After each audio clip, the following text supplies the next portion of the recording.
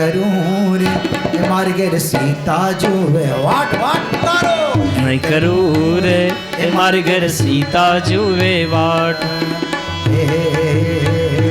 एक लाल दरवाजे तंबू तोड़ियो रे लो एक लाल दरवाजे तंबू तोड़िया रे लो एक लाल दरवाजे तंबू तोड़ियो रे लो एक लाल दरवाजे तंबू तोड़िया रे लो ये अमदावाद नगरी एनी काठे कगरी परतु ए बहु तमे जोवाने ना जशो त्या बादशो बड़ो मिजाजी ए बहु तमे ना जशो जोवाने त्या बादशो बड़ो ए गाँव गाँव एके लाल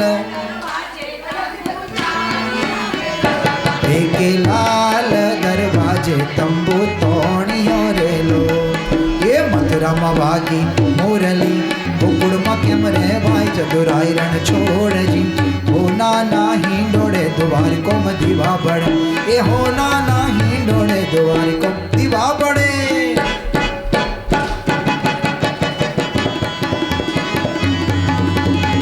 गोविंद बोलो हरि गोपाल बोलो गोपाल बोलो गोविंद बोलो गोपाल बोलो गोविंद बोलो धीरा धारा धारा धारा धारा धारा धारा धारा धारा धारा धारा धारा प्यारा सजा है तेरा द्वार कन्हैया प्यारा सजा है तेरा द्वार कन्हैया प्यारा सजा है तेरा द्वार कन्हैया प्यारा सजा है तेरा द्वार कन्हैया गोविंद बोलो हरि गोपाल बोलो गोविंद बोलो हरि गोपाल कृष्ण कन्हैया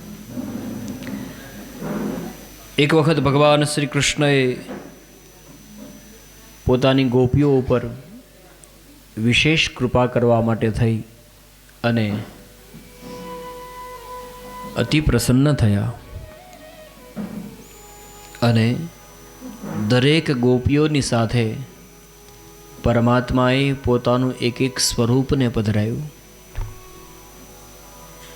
આજે એક એક ગોપી અને એક એક કાન રાસ રમી રહ્યા છે, પરંતુ સાથે ભગવાને એક લીલા એ કરી કે પોતાની સાથે રમતો કૃષ્ણ દેખાય, પરંતુ બીજી બધી ગોપીઓ એકલી એકલી રાસ રમતી હોય આવું લાગ્યું. જે શ્લોકનો હું તમે આજે 5-6 દિવસથી આશ્રય કરી રહ્યા છે એની કથાનો પ્રારંભ હવે શરૂ થાય છે. ભગવાને એવી લીલા કરી કે પોતાની સાથે રમતો કૃષ્ણ દેખાય, પરંતુ બીજી બધી ગોપીઓ એકલી રમતી હોય આવું લાગે. ત્યારે સૂક્ષ્મ અહંકાર આવ્યો ગોપીઓને, હું કેટલી ભાગ્યશાળી કે કૃષ્ણ બધી ગોપીઓને છોડી અને મારી સાથે રમે. આવું બધી ગોપીઓને અહંકાર આવ્યો. ભગવાનને લાગ્યું કે મારા ભક્ત બીમાર પડે કેમ કરીને ચાલે, અને એ વખતે ભગવાને પોતાનું સ્વરૂપ અંતર ધ્યાન કર્યું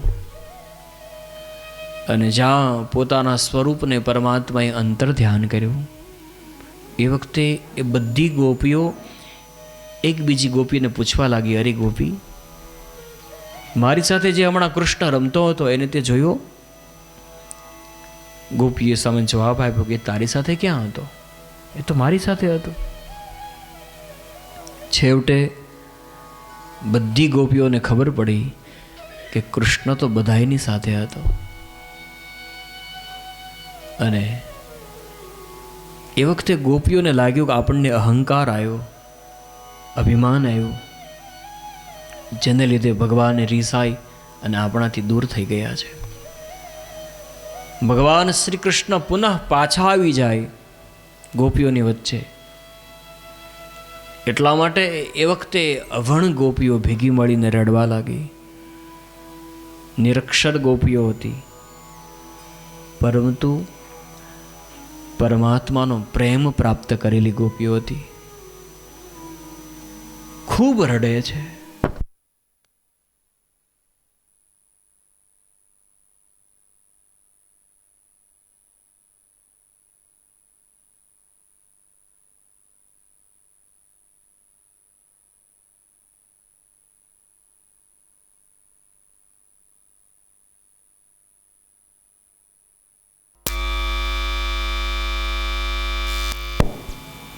રાજન,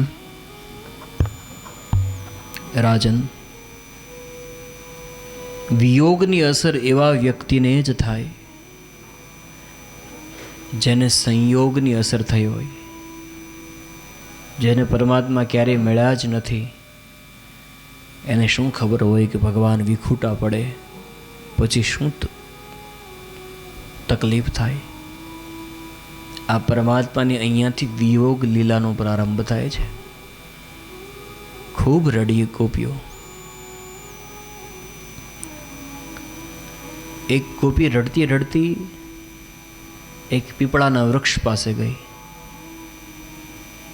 અને એ પીપળાને વૃક્ષનો પકડી અને પ્રશ્ન કરવા લાગી કે એને મારો કૃષ્ણ ક્યાં છે? અમે તો બધી રાસમાં લીન હતી, પરંતુ તે તો ક્યાંક જોતા જોયો હશે ને. મને બતાવો મારો કૃષ્ણ ક્યાં છે? આમ કહેતા જ રડવા લાગી. આવી જ કથા રામચરિત માનસમાં આવે છે. જ્યારે સીતાજીનું હરણ થયું એ વખતે અનંત કોટી બ્રહ્માંડનો નાયક ભગવાન રામ લતાઓને પૂછે, વૃક્ષોને પૂછે, મને બતાવો મારી વૈદેહી ક્યાં છે? એ જંગલની લતાઓ, એ જંગલના વૃક્ષો, મને કૃપા કરીને કહો મારી વૈદેહી ક્યાં છે? આજે એ ગોપીઓ પીપળાના વૃક્ષને પકડીને પૂછવા લાગી, બોલ ને બતાવ ને મારો કૃષ્ણ ક્યાં છે? ત્યારે એક ગોપી એની પાસે આવીને કહેવા લાગી, અહીંયાથી ઊભી થઈ જા. એ પીપળો તને જવાબ નહીં આપે. એ કેમ? કે છેવટે એ પણ એ જ છે ને. અને ગીતામાં ભગવાને કીધું છે, વૃક્ષમાં પીપળો એ હું છું. એ તને જવાબ નહીં આપે. એક ગોપી નાનો એવો વૃંદાનો છોડ હતો, તુલસીનો છોડ હતો, એની નજીક બેસી ગઈ અને એ વૃંદાને સ્પર્શ કરતી રડતી રડતી પૂછવા લાગી, વૃંદા તું તો કૃષ્ણથી નજીક રહેવાવાળી છો ને, તું તો કૃષ્ણની પ્રિય સખી છો ને, મને બતાવ ને મારો કૃષ્ણ ક્યાં છે? છતાં એ વખતે વૃંદાએ કંઈ જવાબ ન આપ્યો. ત્યારે બીજી સખી આવીને કહેવા લાગી, અહીંયાથી પણ ઊભી થઈ જા. કે કેમ? કે એ પણ જવાબ નહીં આપે. કે શું કામ? કે એ પણ છેવટે એની જ છે ને. એ શું આપણને જવાબ આપે? ગોપીઓ આજ ખૂબ રડે છે, હે ગોવિંદ ક્યાં મૂકીને જતો રહ્યો? અમારી વચ્ચે પુનઃ પાછો આવી જા. એક ગોપી તો ખૂબ જ્યારે રડવા લાગી ત્યારે બીજી ગોપી એની નજીક આવી, એનો હાથ પકડીને પૂછ્યું કે તું શું કામ રડે? ત્યારે ગોપીએ રડતા રડતા જવાબ આપ્યો કે કૃષ્ણ અંતર ધ્યાન થયો ને એટલા માટે રડું છું. ત્યારે એ ગોપીએ જવાબ આપ્યો, ગોપી હું જ કૃષ્ણ. હાથમાં એક પુષ્પને લઈ લીધું અને એ ફૂલને પોતાની ટચલી આંગળીના ઉપર મૂક્યું અને કહેવા લાગી, જો ગોપી આ ગોવર્ધન છે. ગોપી આ ગોવર્ધનને મેં ધારણ કર્યો. ગોપી હું જ કૃષ્ણ. ગોપી હું જ કૃષ્ણ છું. એક ગોપી બીજી ગોપીનું વસ્ત્ર ખેંચવા લાગી. ગોપી હું જ કૃષ્ણ. સુખદેવજી મહારાજ વર્ણન કરે છે, રાજન દરેક ગોપીઓને એમ લાગ્યું હું જ કૃષ્ણ. પરમાત્માએ જે જે લીલાઓ કરી હતી એ લીલાઓ સ્વયં કરવા લાગી અને જે રડતી હોય ગોપીને કહેવા લાગી, ગોપી ના રડ, હું જ કૃષ્ણ છું.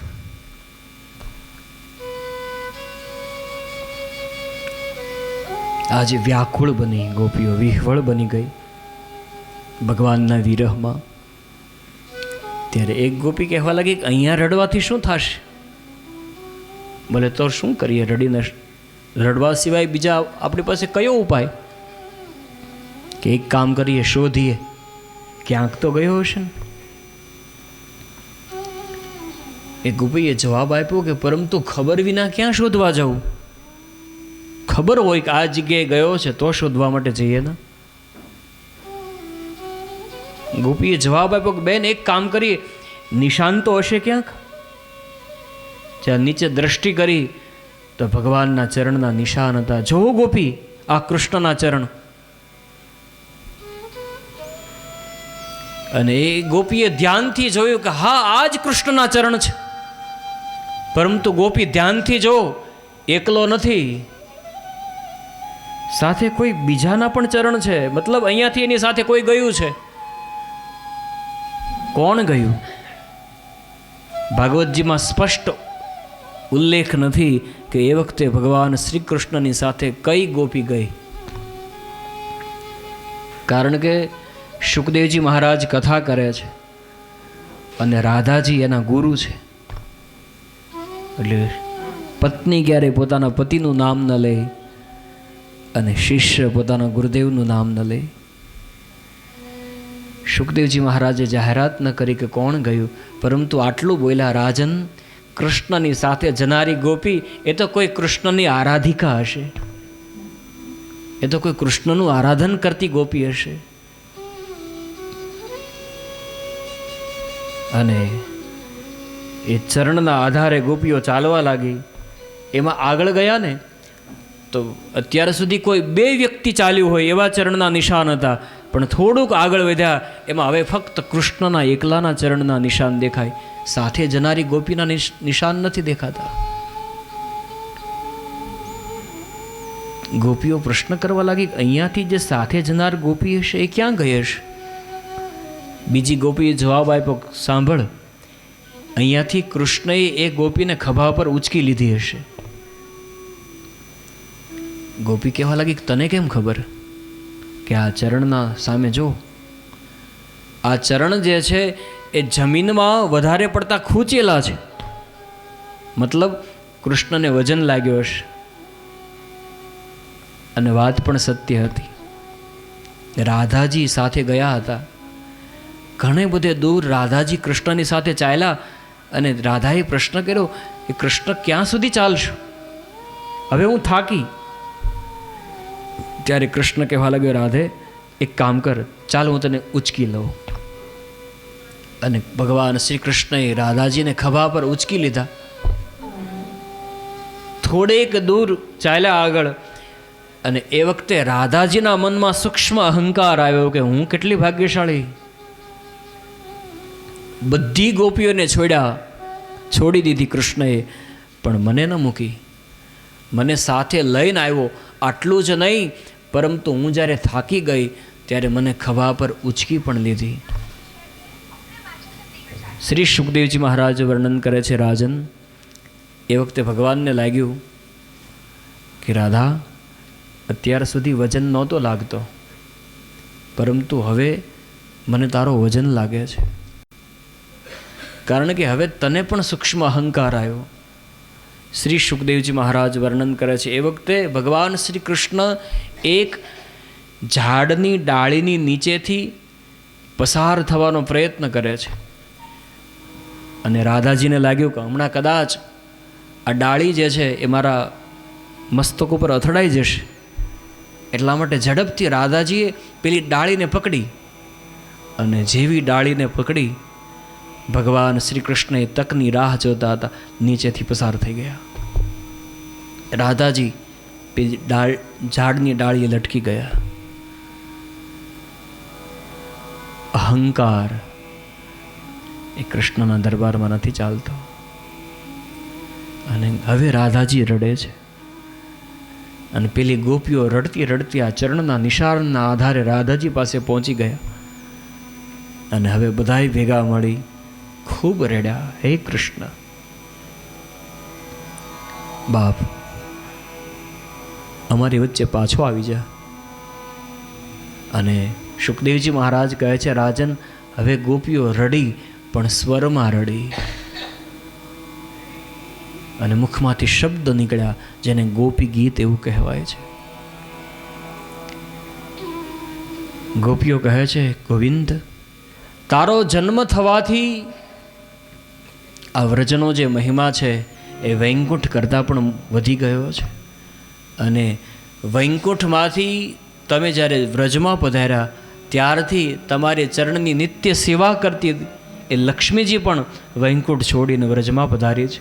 માટે હે ગોવિંદ, અમારાથી રિસાવ નહીં, અમારી વચ્ચે પુનઃ પ્રગટ થાવ. અને ગોપીઓ જે બોલે છે, ગોપી ગીત તમારા હાથમાં છે. સૌથી પહેલાં ગોપીઓ જ શબ્દથી ગોવિંદને પુકારવાનો પ્રયત્ન કરે છે. જયતિ તેદિકમ જન્મના વ્રજ શ્રયત ઇન્દિરા શશ્વદત્રહી દયત દૃશ્યતા દીક્ષુતાવકા શ્રૈધૃતા સવ સ્વામ વિચિન્વતે શરદુદાશી સાધુજાત સરસિજોદર શ્રીમૃષાદશા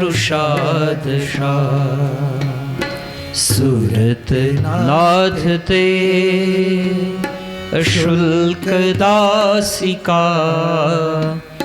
વરદ નિઘ્નતો નેહ કિં વધ વિસજલાપેયા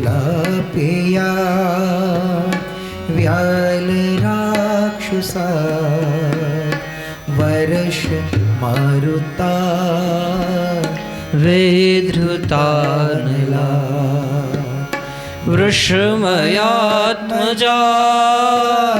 વિશ્વતો ભયા દૃષભતે વયમ રક્ષિતામુઃ ન ખલુ ગોપિકા નંદનો ભવા અખિલ દેહિના અંતરાત્મને વિખન સાર્થિતો વિશ્વતો તયે સખ ઉદેવા સાત્વત્વાંકુલે વિરચિતા ભયમ વૃષ્ણિધૂર્યતે ચરણ મીયુષા સંસ્કૃતે ભયા કર સરોરુહમ કામ કામદમ શિરસી દેહિના શ્રીકરગ્રહમ વ્રજ નાર્તિહન વીરયોષિતા નિજ જન સ્મયા દ્વાંસનસ્મિતા ભજ સખે ભવા કિંકરી સ્મનો જલરુહાનનમ ચારુદર્શય આ જલરુહાનનમ ચારુદર્શય. ટોટલ 19 શ્લોકો છે. એક એક શ્લોકના ઉપર એક એક દિવસ સુધી કથા થઈ શકે આટલું વિસ્તાર છે. એમાં આટલું રહસ્ય, આટલું ઊંડાણ છે. ગોપીઓ ભગવાનને એમ કહે છે, તને એમ લાગતું હશે કે અમે તને ઓળખતા નથી, અને કદાચ તને એમ હશે કે ઓળખે છે, પણ કેવી રીતે કે આ નંદનો દીકરો છે. ના, અમે તને ઓળખીએ છીએ કે તું નંદનો દીકરો નથી. નખલ ગોપિકા નંદનો ભવાન. અમને ખબર છે તું કોણ છે. અખિલ દેહી નામ અંતરાત્મદ્રિક. આખા જગતનો, પ્રાણી માત્રનો આત્મા હે કૃષ્ણ તું છો. કૃષ્ણ, બીજા લોકોને જ્યારે સંશય થાય, બીજા લોકોને આપણા પ્રત્યે વહેમ પડે, ત્યારે એનું સમાધાન કરી શકાય. પણ કૃષ્ણ પોતાના જ વ્યક્તિ ઊભા થઈને સંશયો કરવા લાગે. કૃષ્ણ જ્યારે પોતાનો વ્યક્તિ સંશય કરે ત્યારે એને કોણ દૂર કરી શકે? વ્રજજનાર્તિહન વીર યોષિતામ. હે વીર, નિજ જનસ્મય ધ્વાંસનસ્મિતા. તું તો વીર છો. પોતાના વ્યક્તિઓને ઊભા થયેલા સંશયોને કૃષ્ણ તારા સિવાય કોણ દૂર કરશે? તવ કથામૃતમ તપ્ત જીવનમ. હે ગોવિંદ, તારી કથાનું અમૃત મારા જીવનને તૃપ્ત કરનારું છે. તારી કથા શ્રવણ કરવી ને એ અમારા જીવનનું પરમ મંગલ છે. હે ગોવિંદ, અમારાથી રીસાવ નહીં, અમારી વચ્ચે પુનઃ પાછા આવો. સુરતવર્ધનમ શોકનાશનમ સ્વરિત વેણુ નામ સૃષ્ટુ ચુંબિતમ ઇતર રાગ વિસ્મારણમ ધૃણા વિતર વીરન સ્તૈધરામૃતમ. હે ગોવિંદ, અમારી વચ્ચે બાપ પુનઃ પાછા આવી જાઓ. અમે આપના વિના રહી નહીં શકીએ, અમારાથી રીસાવ નહીં. એક ગોપી તો કહે છે, તું તો કપટી છો. કોઈ કપટી પુરુષ હોય એ જ આવી રીતે છોડીને જતો રહે, તું તો કપટી છો. અમારાથી રીસાવ નહીં, અમને પ્રેમ કરો.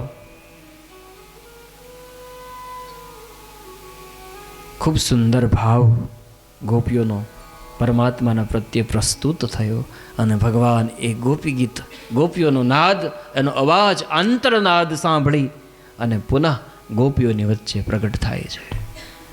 શ્રી સુખદેવજી મહારાજ વર્ણન કરે છે, રાજન, ત્યાર પછીની કથામાં હવે એક વખત કૈલાસના ગિરિશિખર ઉપર માં પાર્વતીજી તૈયાર થઈ રહ્યા હતા. મહાદેવ ખાલી જોયા કરે કે આ કરે છે શું. મહાદેવે ધીરેથી પૂછ્યું કે આ શેની તૈયારી કરો? કોઈના લગ્ન છે? કોઈ વિવાહ છે? પાર્વતીજી કહેવા લાગ્યા કે ના, કોઈના લગ્ન નથી. તો પછી આટલા બધા તૈયાર? ધરાધામ ઉપર જાઉં છું. ભગવાન શ્રી કૃષ્ણ અત્યારે દિવ્ય માનવ લીલા કરી રહ્યા છે, બાળ લીલા કરી રહ્યા છે. અને એમાં પણ જ્યારથી બંસીધર થયા છે અને જે દિવ્ય બાંસુરીનો નાદ કરે અને ગોપીઓની વચ્ચે જે ભગવાન રાસ લે છે, એ રાસમાં સહભાગી થવા માટે હું જાઉં છું. મહાદેવ કહેવા લાગે, એક કામ કરો, મને પણ સાથે લઈ જાઓ. કારણ કે ભગવાન જ્યારે ખૂબ નાના હતા ત્યારે મેં એનું દર્શન કર્યું હતું, પરંતુ હવે મોટા થયા, રાસ રમાડે છે, એનું દર્શન નથી કર્યું, મને સાથે લઈને જાઓ. પાર્વતી કહેવા લાગ્યા, એ સંભવ નથી. કે કેમ? કે ત્યાં ફક્ત બધી સ્ત્રીઓ હોય છે, બધી જ ગોપીઓ, પુરુષ એક જ, ભગવાન શ્રી કૃષ્ણ. ગોપીઓ સિવાય કોઈ એ રાસમાં કોઈને પ્રવેશ મળતો નથી. મહાદેવ કહેવા લાગ્યા, તો પછી એક કામ કરો, મને ગોપી બનાવો. પાર્વતી હસવા લાગ્યા, તમને ગોપી બનાવો? પાર્વતીજી કહેવા લાગ્યા, ગોપી બનવું હોય તો એના માટે સાડી પહેરવી પડે. મહાદેવ કહેવા લાગ્યા, કંઈ વાંધો નહીં, પહેરીશ. પાર્વતીએ ઘણી બધી મના કરી કે રહેવા દો, આ ભાઈઓનું કામ નથી સાડી પહેરવી, બહેનોને પૂછો.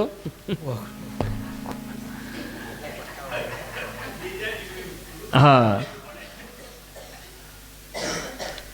પાર્વતીજીએ ઘણી બધી મના કરી, છતાં પણ મહાદેવ માન્યા નહીં.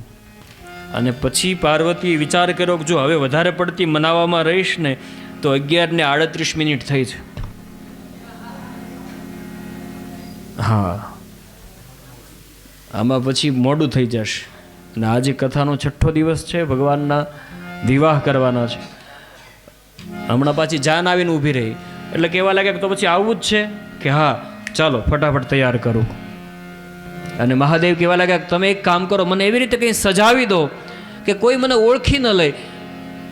પાર્વતી કહે તો પછી કોઈ મને પૂછે કે આ છે કોણ, તો શું જવાબ આપવાનો? મહાદેવ કહેવા લાગ્યા કે એક કામ કરજો, એમ કહેજો કે અમારી બહેનપણી છે, મારી ફ્રેન્ડ છે, એને સાથે લાવી છું.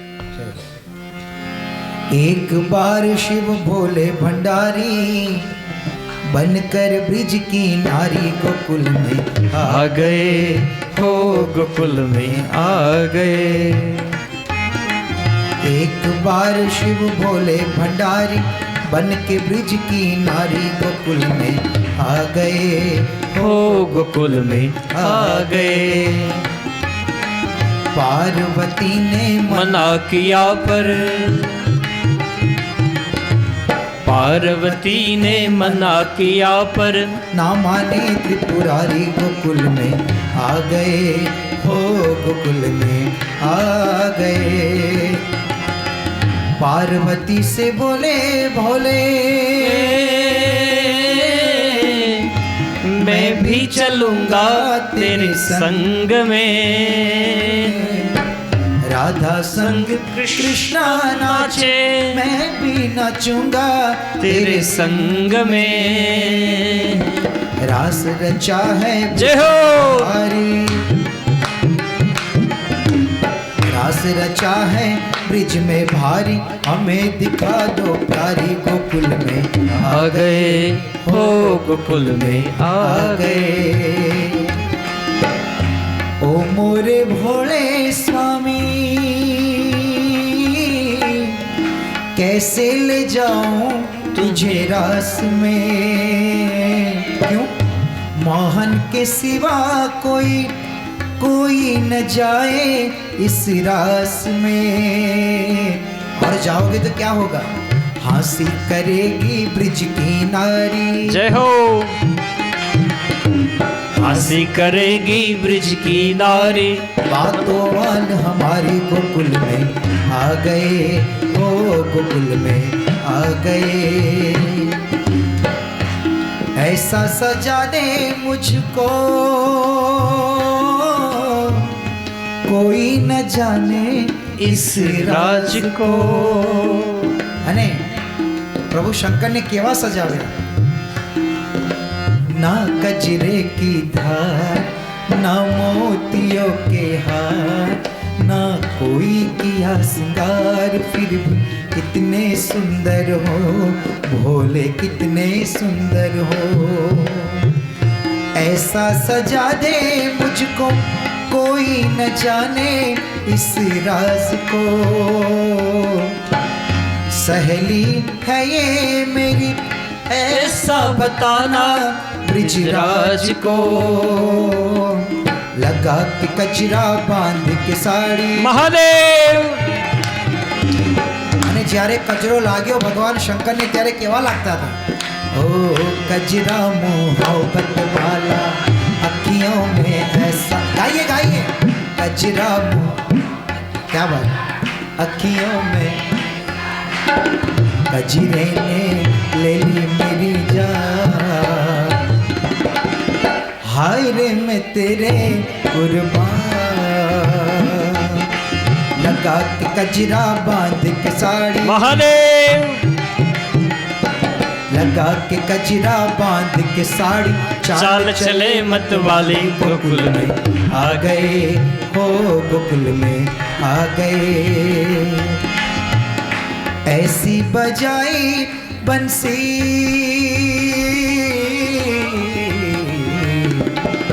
तोरी बंसरी की धुन लागे प्यारी, ओ तेरी बांसुरी की धुन लागे प्यारी. अरे रे रे काना लाला काना बांसुर पे जाऊं वारी वारी. अरे रे काना बांसुरी पे जाऊं वारी वारी. मैं तो जाऊं वारी वारी वारी रे रे. काना बांसुरी पे जाऊं वारी वारी. ऐसी बजाई बंसी सुध बुध भूले भोलेनाथ रे. आही गए हैं शंभु समझ गए सब ब्रिजरार रे खिसक गई जब सर से सारी महादेव खिसक गई जब सर से सारी मुस्कुराए बनवारी गोकुल में आ गए ओ गोकुल में आ गए। અને કૃષ્ણ મનોમન કહે છે, શંકર ભગવાન મનોમન કૃષ્ણને કે તારી રાસમાં રમવા માટે કેમ આવ્યા? क्यों मिले न तुम तो हम घबराए मिलो तो आँख चुराए हमें क्या हो गया है हमें क्या हो गया है। एक बार शिव भोले भंडारी बनकर ब्रिज की नारी गोकुल में आ गए ओ गोकुल में आ गए ओ गोकुल में आ गए। જે દિશાઓ રૂપી વસ્ત્રને ધારણ કરતો હોય એ મહાદેવ આજ સૌ પ્રથમ વખત સાડીને ધારણ કરે છે. હવે ક્યારેય સાડી પહેરેલી જ નહીં. જ્યાં બરાબર કમરમાંથી માતાજી છેડો સરખો કરી દે તો માથા ઉપરથી નીકળી જાય, માથા ઉપરથી સરખો કરે તો કમરમાંથી નીકળી જાય. બે સરખા ચાલતા હોય તો સાપ અંદરથી બહાર નીકળે. મહા મુસીબતે મહાદેવ જ્યાં ભગવાન શ્રી કૃષ્ણ રાસલીલા કરતા હતા એને લઈ મા પાર્વતી મહાદેવને લઈને એ જગ્યા ઉપર આવે છે. અને જ્યાં ભગવાન શ્રી કૃષ્ણે દિવ્ય બાંસુરીનો નાદ કર્યો, મહાદેવ પોતાનું ભાન ભૂલવા લાગ્યા. અને આમ તો બધી ગોપીઓ સર્કલમાં સારી રીતે રાસ રમતી હતી, પણ જ્યારથી મહાદેવે પ્રવેશ કર્યો અને મહાદેવ કે એવી રીતે રાસ રમે, કારણ કે જે તાંડવ નૃત્ય કરતો હોય.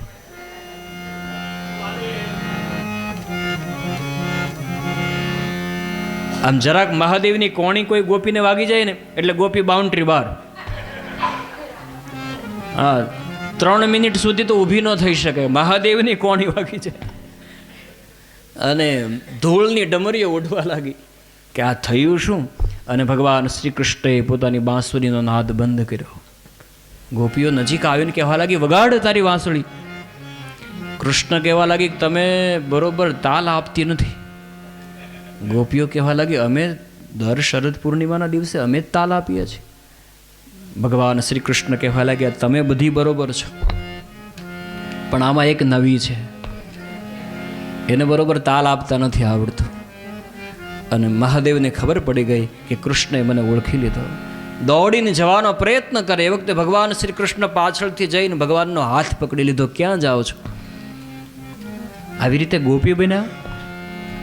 ભગવાન મહાદેવ કહેવા લાગ્યા, શું કરવું, તારો નિયમ જ એવો કે ગોપી સિવાય કોઈ પ્રવેશ ન કરી શકે, પ્રભુ આપનું દર્શન થાય, એટલા માટે ગોપી બન્યા. ભગવાન શ્રી કૃષ્ણ કહે છે, જય હો પ્રભુ આપનો જય હો.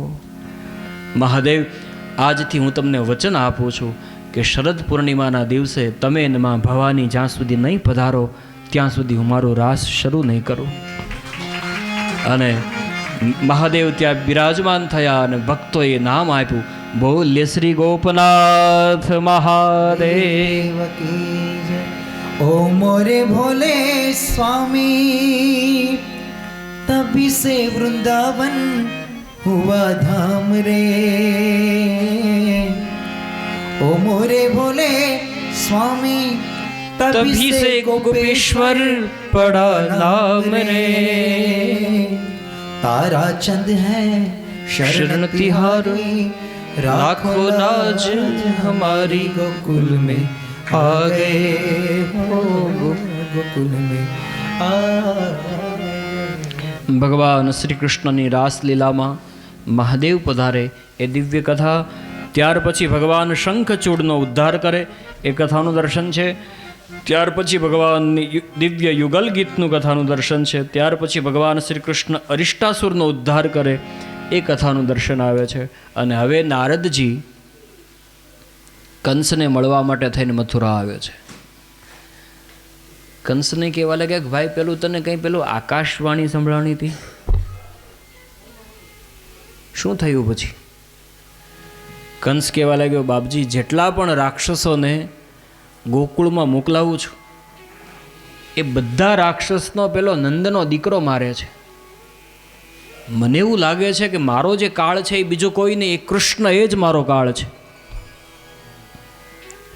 નારદજી કહેવા લાગ્યા, તને લાગે છે? મને તો પાક્કી ખબર છે કે એ જ છે. અને જેનો કાળ માથા ઉપર ફરતો હોય એ આવી રીતે શાંતિથી બેસે? કંઈ ઉપાય કર. કંસ, નારદજીને લાગ્યું કે આ કંસનો જલ્દીથી પાર આવી જતો હોય તો. આટલું કહીને નારદજી નીકળી ગયા. આ બાજુ હવે ભગવાન શ્રી કૃષ્ણ ધીરે ધીરે કરતા 11 વર્ષ અને 52 દિવસના થવા આવ્યા. શ્રી સુખદેવજી મહારાજ વર્ણન કરે, રાજન, કંસ વિચાર કરે શું ઉપાય કરું. વિચાર કરતા કરતા નક્કી કર્યું, એક કામ કરું, અહીંયા એક યજ્ઞનું આયોજન કરું અને યજ્ઞના દર્શનના બહાને કૃષ્ણ અને દાવને ગોકુળથી મથુરા બોલાવી લો.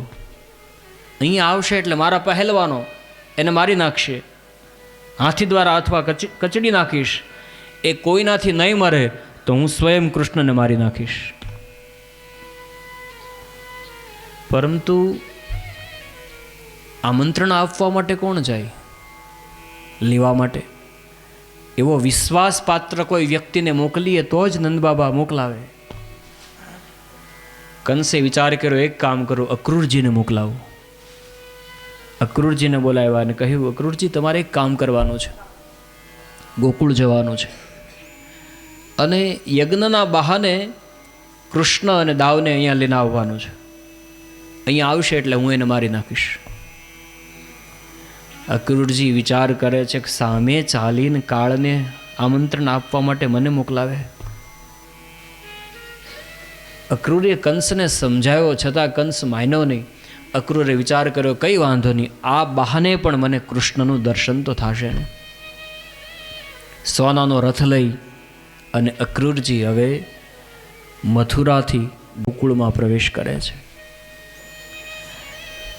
શ્રી સુખદેવજી મહારાજ વર્ણન કરે છે, રાજન, આજ પ્રથમ વખત સોનાનો રથ ગોકુળની અંદર પ્રવેશ કરે છે.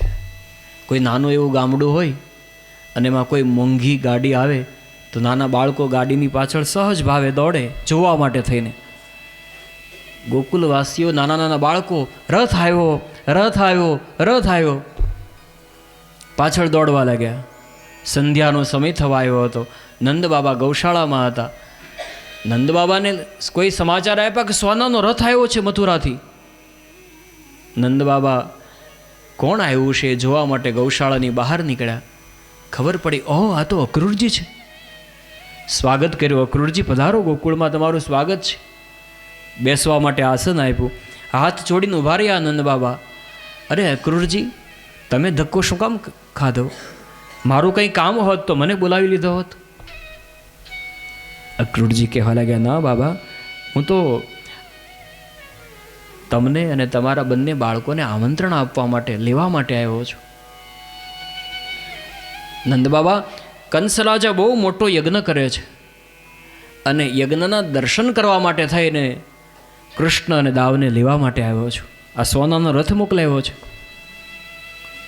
રાજા કંસે, નંદબાબા તો આનંદમાં આવી ગયા. વાહ, અમારું કેવું સદભાગ્ય કહેવાય કે રાજા યજ્ઞ કરે અને યજ્ઞના દર્શન માટે અમને લેવા માટે સોનાનો રથ મોકલાવે.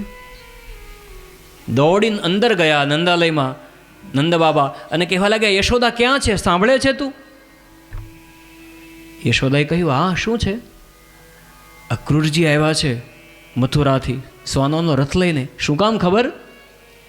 રાજા બહુ મોટો યજ્ઞ કરે છે અને એના દર્શન માટે મને કૃષ્ણ અને દાવને લેવા માટે આવ્યા. શ્રી સુખદેવજી મહારાજ વર્ણન કરે કે જ્યાં